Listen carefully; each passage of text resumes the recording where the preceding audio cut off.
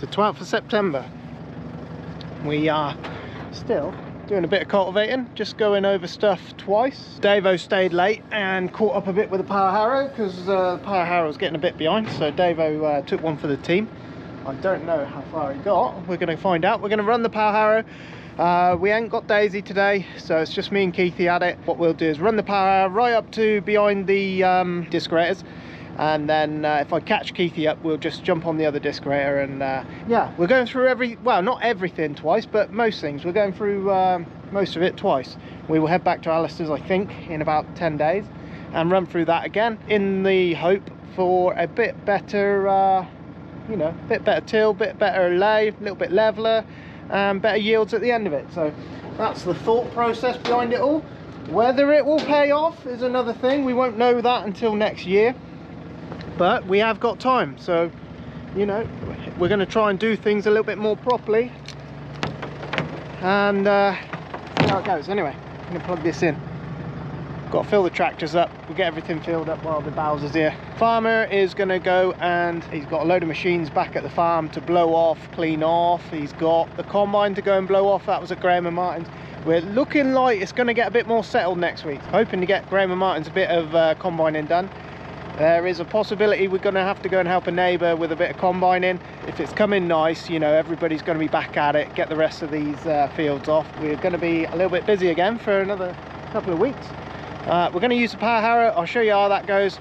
Fuel and AdBlue every morning. That's the same. We check the oils on the tractor. We had a battery light flashing on the dashboard.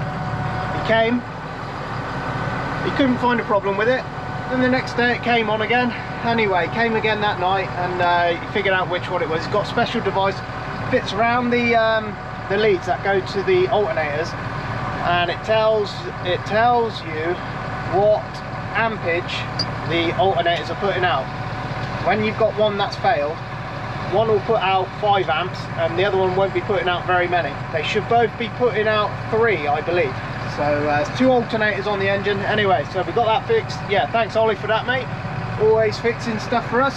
So we are just going to let things warm up here.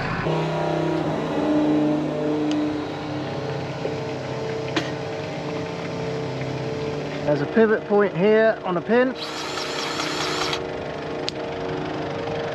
and there's a big bearing here which I've just broken off.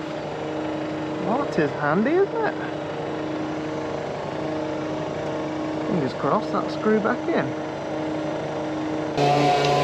162, not bad. So a little bit lighter than first time over. That's good. I thought it was going to use 200 plus, but no, that's good. Alright, getting this in here might be a bit more.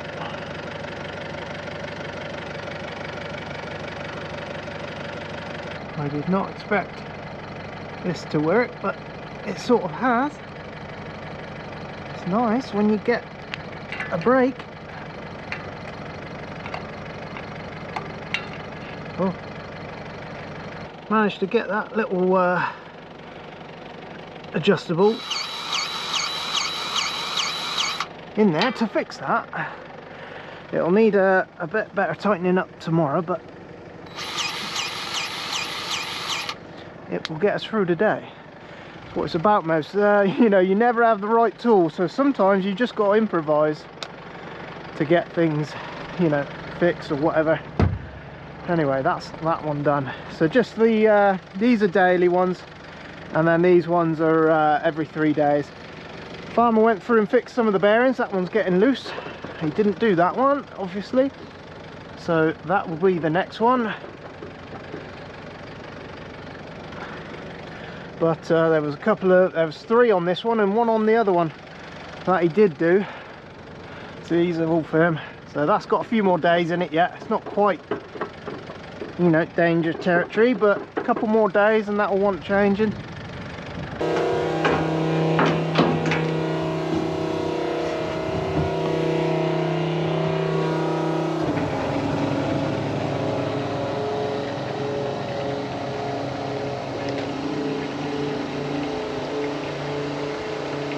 Right, we're not completely on the straight and narrow here, but As long as it's got oil in the engine, that's all I want to know.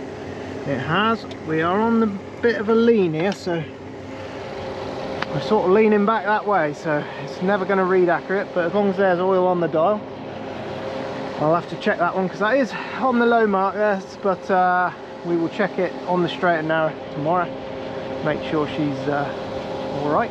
A couple of beehives behind us. Last time Daisy absolutely reared them up and I nearly got stung to death. So we're going to run down the other end, then I'll show you around the power harrow. Anyway, we need to, because we've come back in the morning, our direction will be the same, but our line would have moved slightly, so we just simply, what do we do here? And then we can just literally press this button here. It's a bit long-winded on this thing, it's a bit complicated as well, but you can do everything you can on all the other ones. So we've just moved our line to where we are. That's moved it to where we are, so literally we can turn on our PTO. Where's our PTO? Down here. Farmer's got a set. We will have a set on a button, no doubt. Runs on 1000, this thing, and it's just up and down.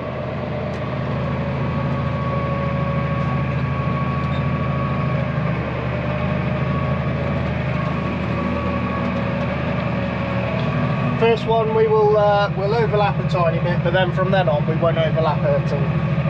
We'll see how he's got her set up. But yes, always tell where it's hard and knobbly. But basically we've come across this second time with the disc aerators. We buried the oats. We're just making a bit of a sort of false seabed for any black grass to grow. We will most likely drill straight into this. Come, you know, 10-14 days we'll be out here with a drill, drilling it. Farmer's quite happy with it.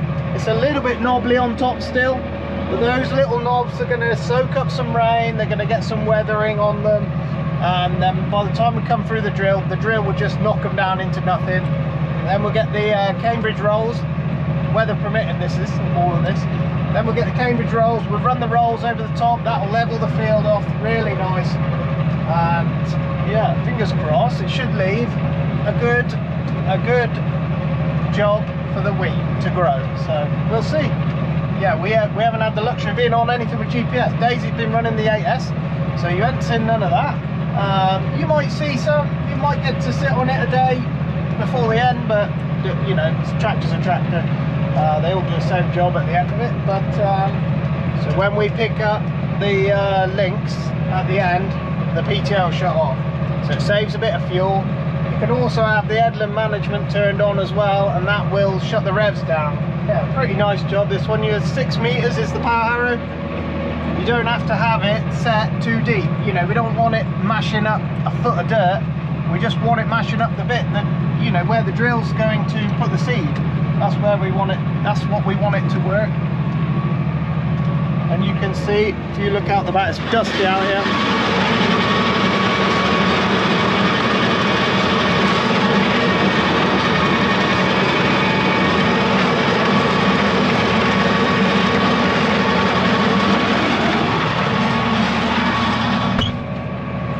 You can get to see what it's all doing.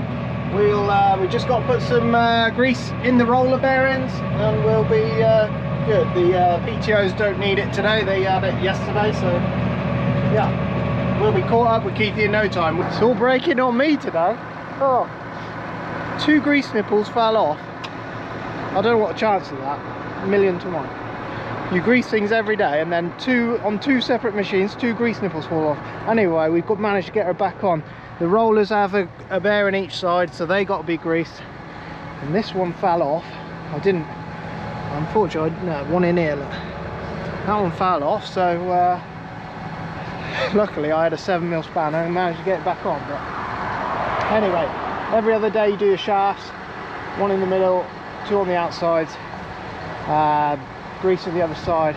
These are the rollers, they're spiked, so they sort of crumble, you know, they get any big knobs like this, they sort of dig in and break apart, and you can see the difference straight away, going from a uneven, you know, quite rough finish to a better finish, level, and still a bit of moisture there. It's actually pretty good. we will give this a couple of weeks for any vines to grow, any more volunteers or any black grass. Give it a couple more weeks and we'll be here with a drill, drilling straight into that. Hopefully we'll roll it, get the pre-emergence on, maybe job done. I don't know why, but it's always me.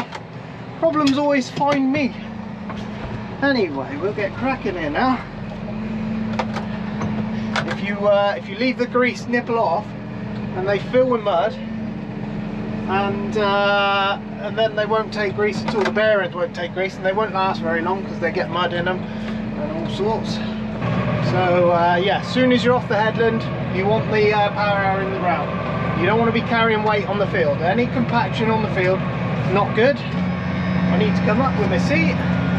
We're nearly set up. Anyway,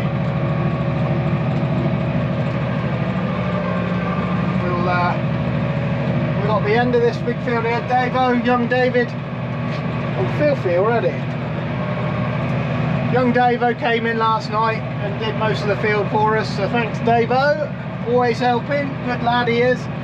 Comes in you know, any day after work, you ask him to come in, he's in.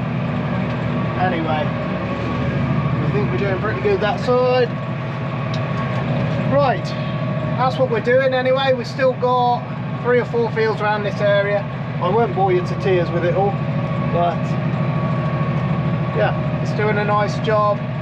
We'll see what yields we get. Last year we used the Max as the finishing tool, so we'll see if there's any yield difference. You know, the weather has so much say on everything. You know, the year, not last year, but the year before, it was ever so dry. We came across with the Simba discs, we power harrowed it, and that yielded 4.2 tonne to the acre. So, and I think for that, you know, you got low cost in that. You know, as costing goes, you've got to pay for everything, you know. You've got to get your money back to make it worthwhile. So we'll see what it all does. Farmer says every year the yields are going down and down. He says, you know, not sure if it's variety of wheats or the crops that we're putting in, or if it's not spending enough time getting the fields right in the first place. He thinks it's that. He thinks we're not taking enough time to get them right. So this year we will have, and we'll see if it's proof in the pudding. So there we go. But we're still plenty early. Last year we were haymaking. We were flat out haymaking. Hadn't even started some of the cultivations. So we're ahead of the game a little bit. So we'd like to get this last bit of combining finished. The farmer can get the combine home, washed off, blown off. That thing is black now. It's not even yellow anymore. That needs a good wash. Got the birds behind us. Windows are filthy, so you can't see very much. I'll just show you out the window.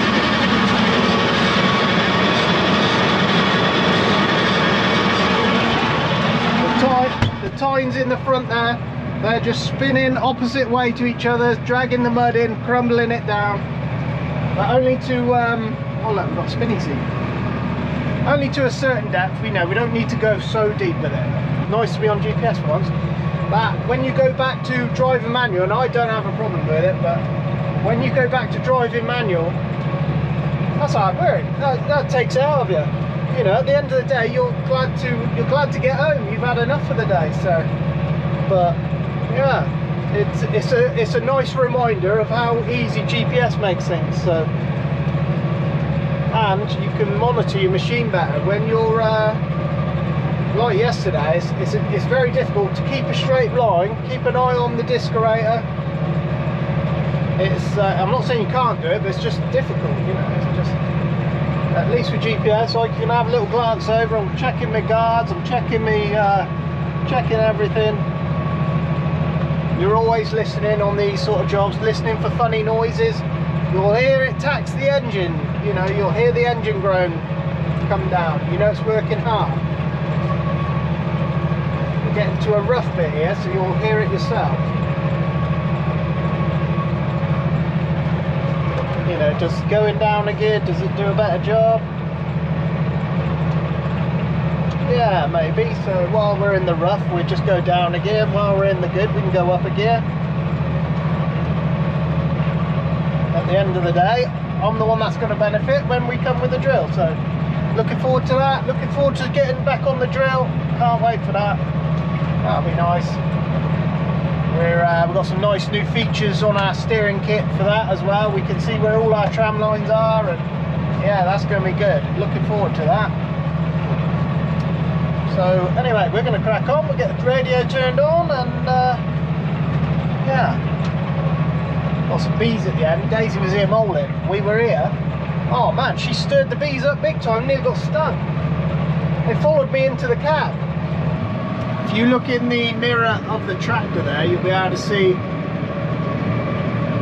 up this end of the field. For some reason, it is yeah, quite hard. So,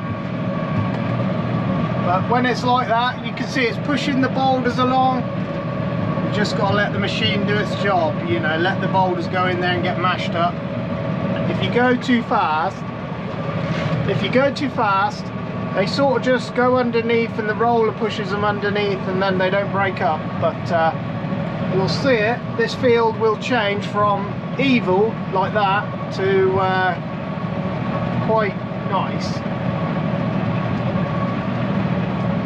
And this is how I just base my speed off. I point my mirrors down there. Same on this side. Look, you see them, all the boulders just rocking forward, getting mashed up. You can see the tines going round. There's leveling boards in there, so how tight you have the leveling boards makes a difference as well. But you see it's getting a little bit better now, so we just go up one gear, and when you start getting like a wall of powder in front of it, you know you're doing a pretty nice job.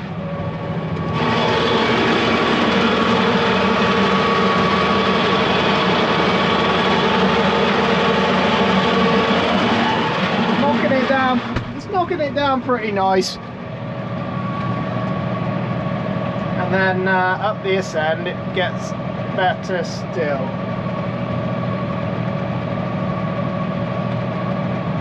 We're on a curved line here. This I just realised, I don't think this GPS, it's running on its very basic, keeps wandering about all over the place, but it's not connecting to its S-Pass satellites. It's connecting to Russian ones. Starting to do it again just here.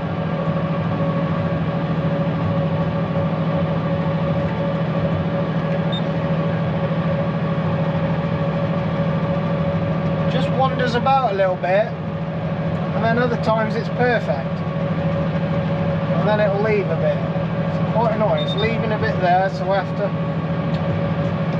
annoying as it is, I have to keep that there. I have to then move the line back to where I want it, which is there, and then put it back.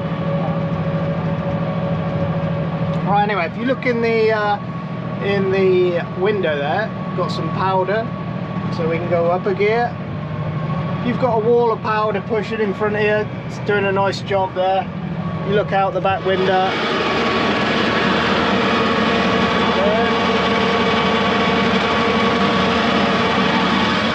Anyway, yeah, this end of the field's perfect.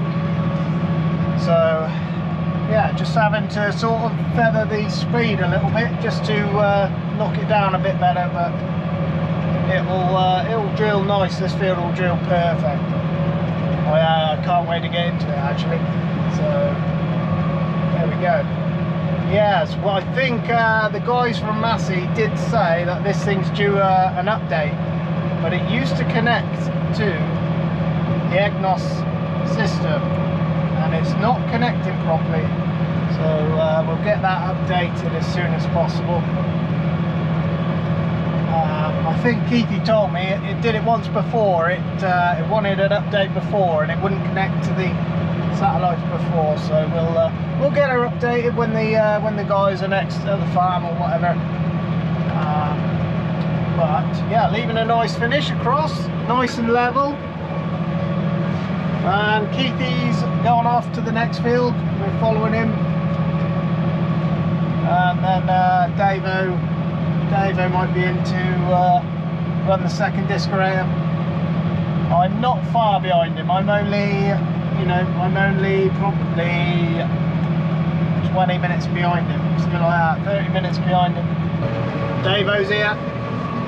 Got the sun going down. We're going to finish this field off and that'll do for the night. Got one more field tomorrow, and then I don't know what else we're going to go on to from there, so we'll just see. There goes Davo. He's just took on the 8S. So Keithy's come back. Davo took Keithy off. He gone have his dinner, and then Keithy's come back to just help us finish off. So that'll do.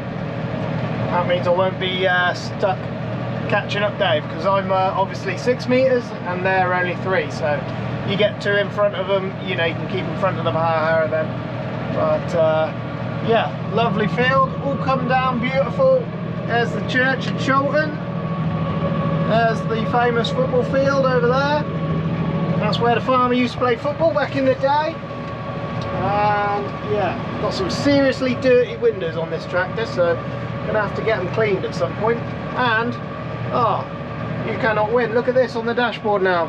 Now this top red light, that is always on there after you, for some reason it's like an oil temperature light, but it's just always come on this tractor. It means nothing. But we've got the dreaded blimmin' alternator light again. This is the tractor that has 2 older alternators on it, so Ollie, looks like Ollie's only going to be gone for a short while.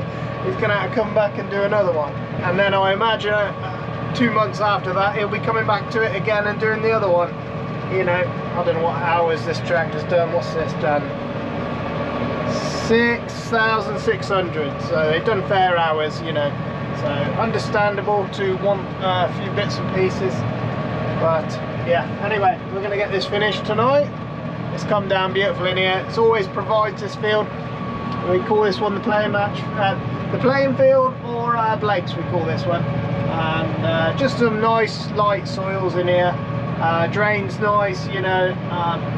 It's awkward because we've got no headlands, so we Keithy and Dave will go around 3 or 4 times, just pull up the headlands where we've been turning, and then I'll go around, finish off, and then we're done job. And yeah. So there we go. Right, we'll see what tomorrow brings.